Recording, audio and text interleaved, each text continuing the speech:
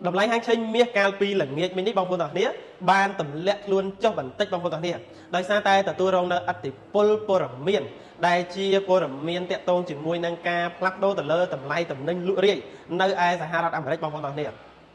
tên ở đây trên máu cứ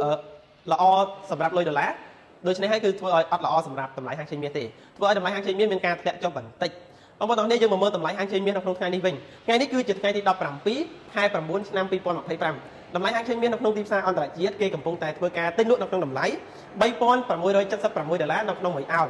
ឬក៏ស្មើនឹង$4,428នៅក្នុង1តម្លឹងជាតម្លៃទីផ្សារនៃប្រទេសកម្ពុជាគិតត្រឹមម៉ោង9:30នាទីព្រឹកនេះបើយើងគិតជាគីឡូវិញគឺស្មើនឹង$118,119នៅក្នុង1គីឡូផងដែរសម្រាប់ព្រឹកនេះគឺម៉ោង9កន្លះបងប្អូនទាំងគ្នាសម្រាប់ទំនោរមាសនៅមុនការកាត់អត្រាការប្រាក់នេះទំនោរនៅតែបន្តកើនឡើងដដែលការផ្ដោតទៅលើការទិញគឺនៅតែទិញដដែលណាបងប្អូនទាំងគ្នាសម្រាប់បងប្អូនដែលចង់ទិញលក់តម្លៃហាងជើងមាសអន្តរជាតិឬក៏ចង់រៀនពីរបៀបទិញលក់តម្លៃហាងជើងមាសអន្តរជាតិបងប្អូនកុំភ្លេចទាក់ទងតាមរយៈ link Telegram ដែលខ្ញុំបានដាក់នៅលើ caption នៅខាងលើអរគុណច្រើនបងប្អូនទាំងគ្នាបាទ